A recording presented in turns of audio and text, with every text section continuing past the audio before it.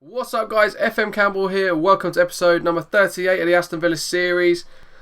Lots to go through today, this is quite a reasonably busy one, so yeah, stay tuned, get your popcorn ready, and let's go. Don't forget to check out the previous episodes if you haven't seen them before this one. I don't want to give away any spoilers. If you're wondering how things have happened and how things have got to where they have, make sure you check out the previous episodes because you don't want to miss anything. So let's get straight into it then. We will start off with the schedule. We left you after we played Chelsea in the Capital One Cup. And look at this form. Absolute form. Consistency is just smashing it right now. We've conceded 2 goals all month. Absolutely madness. But we played Swansea. We beat them in the Premier League 3-0 away at the Liberty Stadium. Lewis Cook, Julian Brandt with his first goal for the club. And Memphis Depay on the score sheet. Champions League Group A, we then beat Spartak Moscow 1-0 and they went absolutely crazy. They bought knives, guns, fists, tanks, armies, everything, and they kicked the shit out of us. Absolutely kicked the hell out of us. Look at the state of our injuries in that game. I've never had so many injuries in one game ever on Football Manager in my life. Absolutely so annoyed. So annoyed. Lukaku, Balanta, Gil Romero, Oliver came on, then went back off, and Julian Brandt all injured in that game. So it was substitution crazy, but we did manage to beat them 1-0. Lukaku with the only goal of the game in the 15th minute from the penalty spot, putting 3 more points on the board in the Champions League in Group A, and pushed us to qualification. Not quite at this point, but pushed us on the brink of qualification. But we had 2 games of the Premier League to get through before we returned to Champions League action. Manchester United, we beat them away from home at Old Trafford. We beat them 2-1, scraped a victory. Well, I say scraped a victory. We did quite well, to be fair. Lukaku scored. Masaccio own goal. It's hard to explain. He tried to volley it, and it went in, like backwards. It was almost like a stand-in Pele. It was very strange.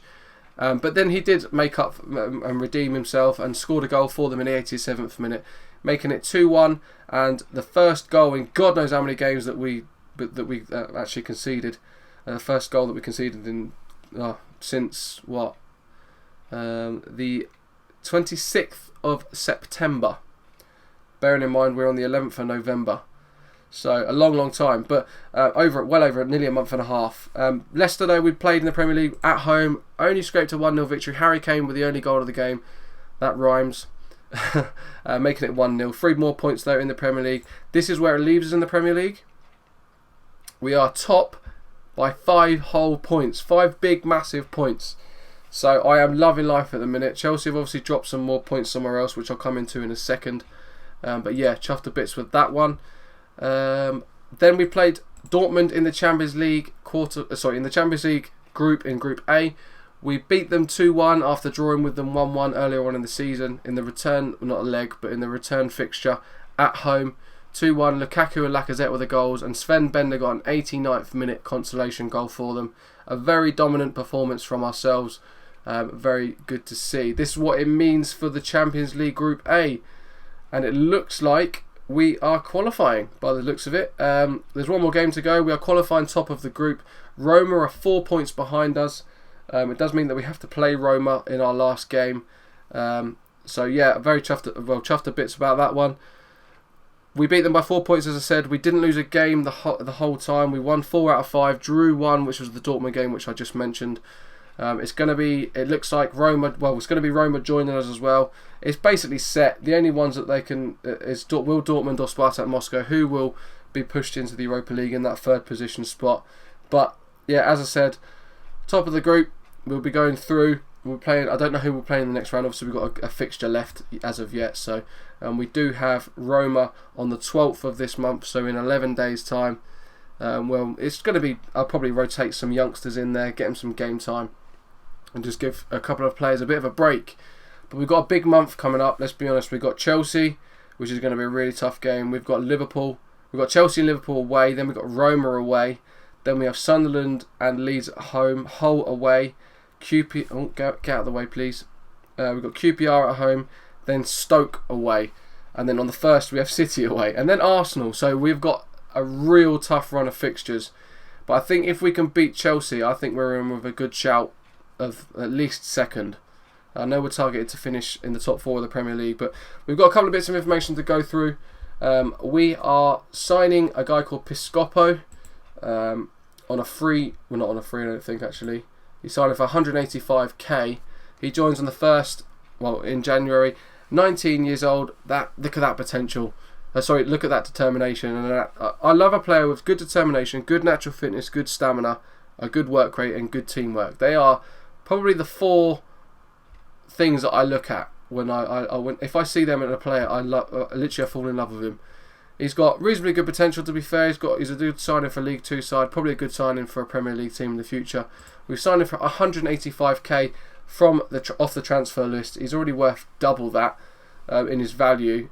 He just looks like a real good player for the future. I think we can loan him out and probably make some money on him in the near future.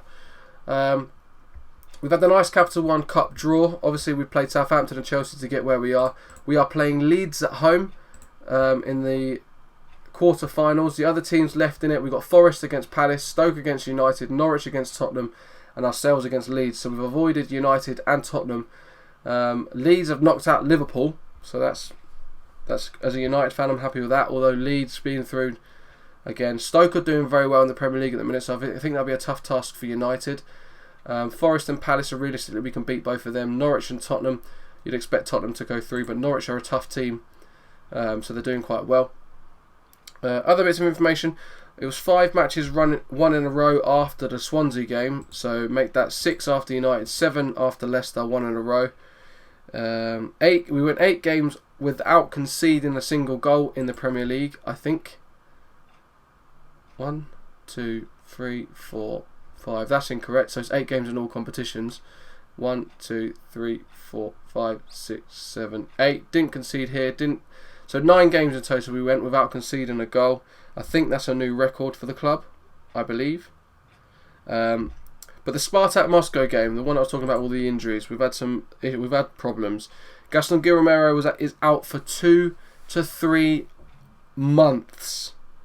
2 to 3 months. So I've said in previous episodes I'm looking for a defensive midfielder, a bit of a beastie one that's relatively young, and I found one I want, but it's expensive. Let's put it that way. But he will be a world-class addition to the squad. That's all I'm saying. So we're definitely going to have to go for one in January. I'm being realistic. We're going to have to go for one. He's got a torn hamstring, Gil Romero, so that's a big one. Oliver is out for 2 weeks with a twisted knee. Julian Brandt's out for 10 days with a gashed lower leg.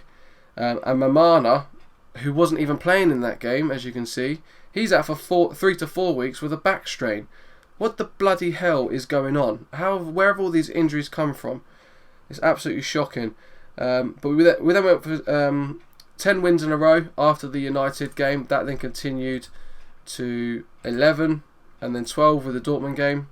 So a real big mass amount of wins. That's surely not 1, 2, 3, 4, 5, 7, 8, 9, 10, 11, 12. 13 games in a row we've won. That is absolutely unreal form. We've got Chelsea next, which will be quite tough. But yeah, so this all happened and Mamana gets injured and I think, do you know what? This is tough, but we'll get through it. Then Baba is now out for 3 to 4 weeks with a back strain. They're all bloody doing their backs. What's going on? But it's frustrating. But anyway, the day that we beat Leicester 1-0, Chelsea lost 4-0 to Man City. They lost 4-0 on the same day. So it made us, obviously, as I said, we're 5 points clear. A couple of other bits of information as well. Balanta and Doria have both been asking to join Barcelona. I will not let Balanta go. I refuse to let him go. We'll probably have a look at a new deal for him. Doria, if I can get a good bit of money for him, because it's a centre-back that I would really like to sign. Potentially 2 centre-backs I'd really like to sign. But Doria, if we can get good money for him, I would let him go to Barca. But when I say good money, I'm looking at the region of about £30 million. Something like that. That's what we're going to push for. So it would be an end of the season jobby. So Doria, as you can see, he is wanted. He's only 2.5 star, apparently. But he's worth 10.25 million. I think we can get his value up to about 20 towards the end of the season. He's wanted by Barcelona, as you can see. He's been moaning about possibly joining them. I've told them both, saying no, I'll be rejecting any offers. They've gone, okay, we'll see we're not going to get this move, so we'll give over and we'll shut up. Especially as Balanta is like probably the best centre back on the game at the moment, or best centre back at the moment. Period. In this save, so we've already spotted some alternative targets for Doria. I won't go into them just now, but if there's any that you recommend, get them in the comment section below. Yeah, so we qualified top of the group with a game to spare. That is great news. 12 wins in a row, all competitions, is a new record.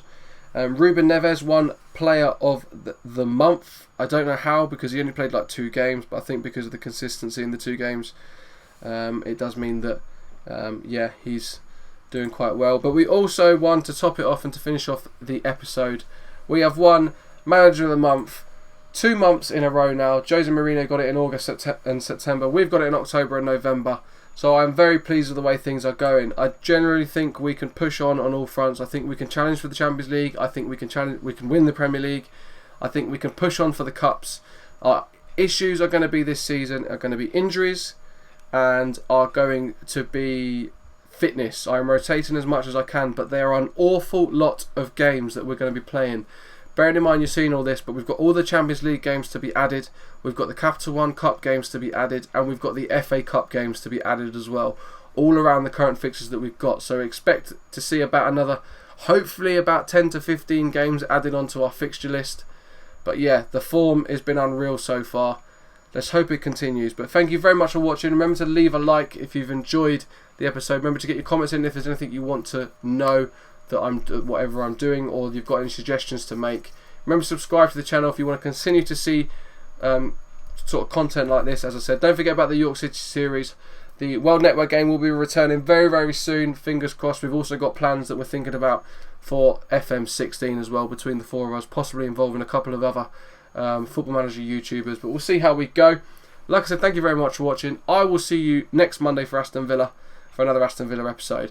And laters. God, that was weird.